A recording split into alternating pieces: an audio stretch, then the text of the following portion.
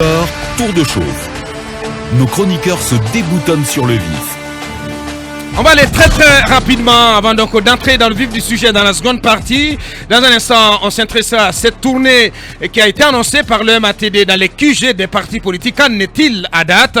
Alors que cette tournée était annoncée pour démarrer le 17 août dernier.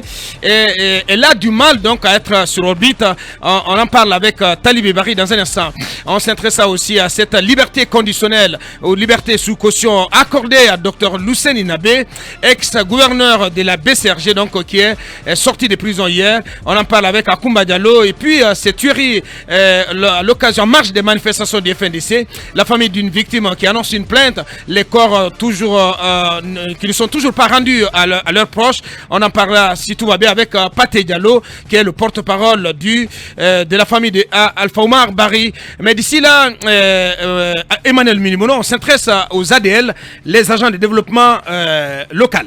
Oui, avocat, on a eu copie d'un mémorandum justement du collectif des agents de développement local des communes adressé à monsieur le ministre de l'administration du territoire et de la décentralisation.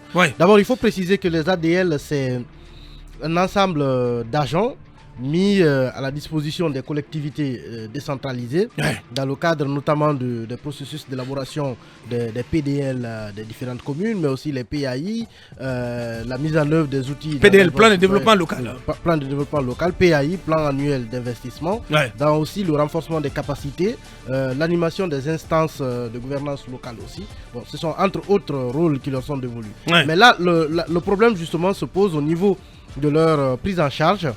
Vous n'êtes pas sans savoir qu'il y a eu quelques années où le PACV, le programme d'appui aux collectivités villageoises, a été transformé en AFIC, Agence nationale de financement des collectivités.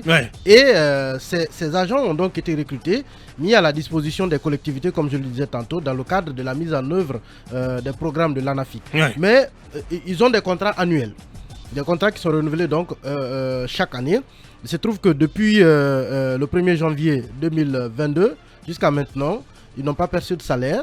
Ils continuent quand même à travailler. Et selon en tout cas le mémorandum en question, d'habitude, il arrive justement que quand le contrat arrive à terme, le 31 décembre de l'année, que les agents continuent quand même à travailler et qu'au courant de l'année, l'État renouveler leur contrat. Parfois ça peut intervenir même en milieu d'année. L'État renouvelle le contrat et paye les arriérés. Mais cette année nous sommes au 8e mois. Donc cela fait 8 mois qu'ils n'ont pas reçu un copec. 8 mois déjà qu'ils n'ont pas reçu de salaire, mais ils continuent quand même de travailler. Et là-dessus il y a un article justement qui figure dans ce mémorandum, l'article 257 du Code des collectivités locales, qui dispose que les membres du personnel contractuel des services publics locaux sont régis par les dispositions de leur contrat et par le Code du travail.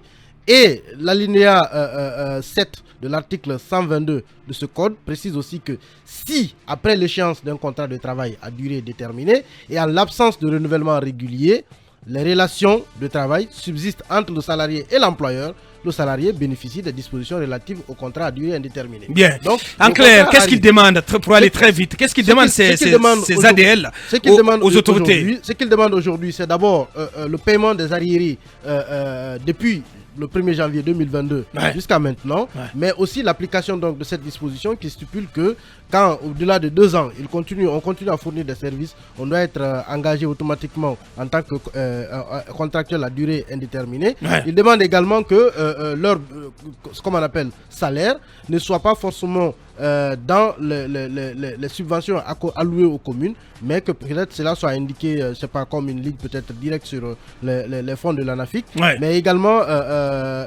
la mise à disposition d'un certain nombre d'outils de travail, dont notamment des motos et autres, et l'immatriculation à la Caisse nationale de sécurité sociale. Donc ce sont là, le mémorandum est cité des représentants des ADL de 7 régions de l'intérieur du pays, parce que Conakry ne fait pas partie. Et voilà, de manière résumée un peu de quoi il s'agit. Voilà, de quoi il s'agit.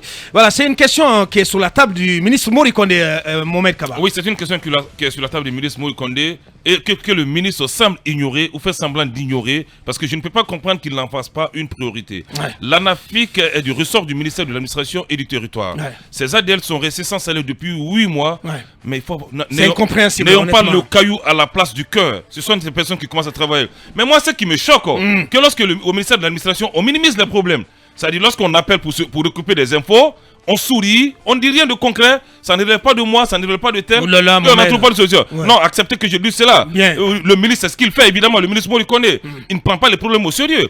Il a été contacté hier par rapport à ce que ça fait. J'ai encore une conversation. Peut-être qu'il était occupé, mais non. Non, lorsque vous êtes occupé et qu'on veut recouper des infos, il faudra vous mettre à disposition de la presse. Mais moi, je sais qu'il n'en fait pas une priorité. Ce n'est pas bon pour l'image de son ministère. Que ça une reste. Oui, dis-moi sans être payé. Ce n'est pas une question de Mori Kondé, mais du ministère en question. Oui, il y a le professeur.